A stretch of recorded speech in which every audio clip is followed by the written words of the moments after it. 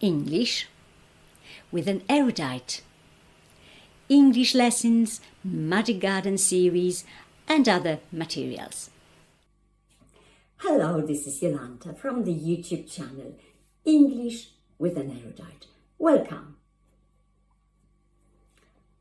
Summer has just started, at least where I live, in Central Europe.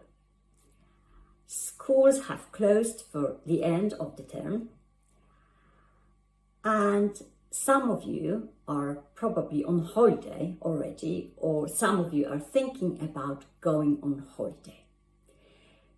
So I think it's time we revised or we learned some holiday related vocabulary. As usual, the key vocabulary is in the description box below.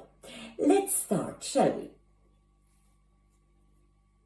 Holidays, or a holiday, or a vacation in American English, is a period when we do not work, we do not go to school, we do not go to university. We may go away to rest, to have fun, or we decide to stay at home and rest at home.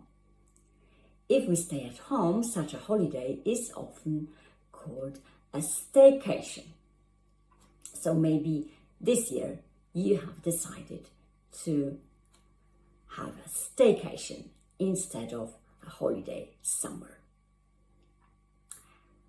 The people who go away on holiday are sometimes called holiday makers. Holiday makers. The people who you decide to travel with are your traveling companions.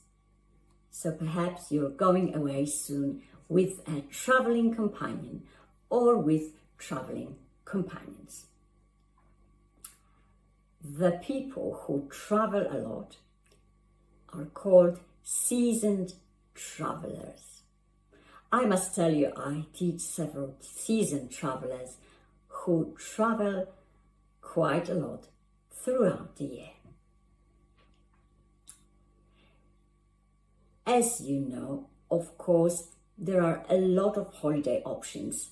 Some people love going to a resort. What is a resort? A resort is a place very popular with tourists. So they go to a resort, for example, a seaside resort, or in winter, a skiing resort, and they usually stay at a hotel. Of course, there are countless accommodation options. So places where you stay. For example, you can stay at a hotel, you stay at a pension, you stay at a bed and breakfast. So it's usually a small private hotel run by a family, and you pay for the night, and breakfast is included in the price. Some people stay at a campsite, others stay at self-catering apartments or self-catering flats. So there's no food provided for them and they have to arrange the food, the meals themselves. Some people, perhaps the lucky ones, go on a cruise and they spend time on a boat, on a ship rather. Very often it is a big and luxurious ship. Such ships are called cruises. Perhaps you're dreaming about going on a cruise. Other people go on a safari, but usually nowadays it is a safari without killing animals. So you just go and observe animals in the wild. Children often spend time at a holiday camp. I must tell you, when I was a child, I was sent to a holiday camp every summer. And I used to spend 3 weeks at a holiday camp. each year I wasn't really looking forward to going to a holiday camp, but once I arrived at the camp, I made friends easily, and then it was just fine, really fine. When you arrive at a place, sometimes you just want to spend the time at the swimming pool or on the beach, but very often people want to go sightseeing because they want to know more about the area. So they go sightseeing or they go to see the sights. Sometimes they go on a trip or on an excursion, which they organize individually, independently, but very often they go on a guided tour. They go on a guided tour with a guide who can show them the most interesting aspects of the area. Some people go camping, others go backpacking, so they travel from place to place with a big and heavy backpack. Some people go on a walking holiday or on a hiking holiday, and they often stay at relatively cheap hotels called hostels. Sometimes such hotels are called youth hostels. The time of the year which is the most popular with tourists is called high season. I know quite a lot of people who have to go on holiday in high season because they have children, school children, so they haven't got much choice. They go on holiday in high season when prices are probably much higher than in the low season. The low season is the time when few people go on holiday. Something that you buy on holiday to remind you of a place is called a souvenir.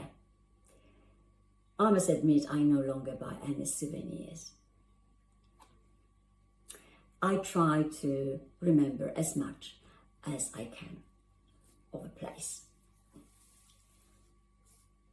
Finally, a few example sentences in different tenses. I suppose that you are familiar with the most basic tenses in the English language, so you're going to be able to follow me.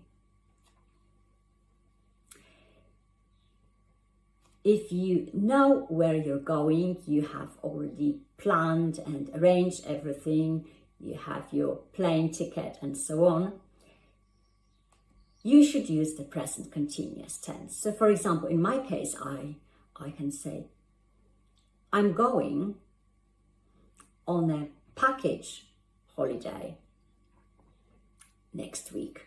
I'm going on a package holiday next week.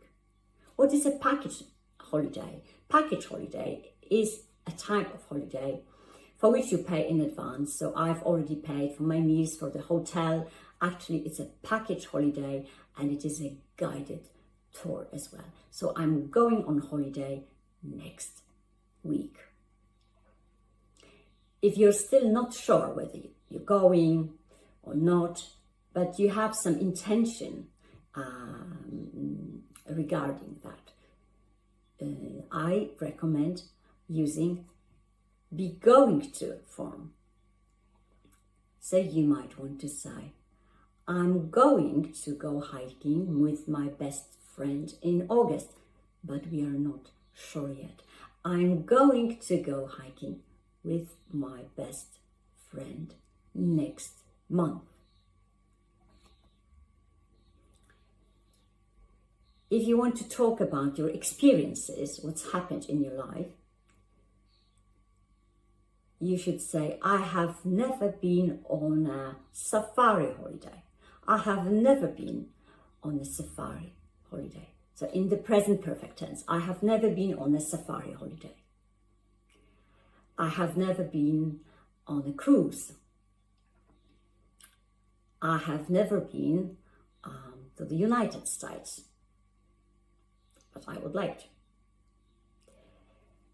if you want to talk about your past experiences, the holidays which are already in the past, I recommend using the past simple tense. For example, I went on holiday with my partner to Italy last year. I went on holiday with my partner to Italy last year. We stayed at a family-run hotel. We stayed at a family-run hotel. We explored the area on foot. We explored the area on foot. We often left our hotel in the morning and set out to explore the area on foot. We had a great time. Wherever you're going on holiday this year, or perhaps you're not going, but it doesn't really matter. I hope you're going to have a holiday of sorts this year. So I do hope you are going to have the time of your life this year. So please enjoy yourselves and please come back and watch more of my English lessons. Thank you for watching. Goodbye.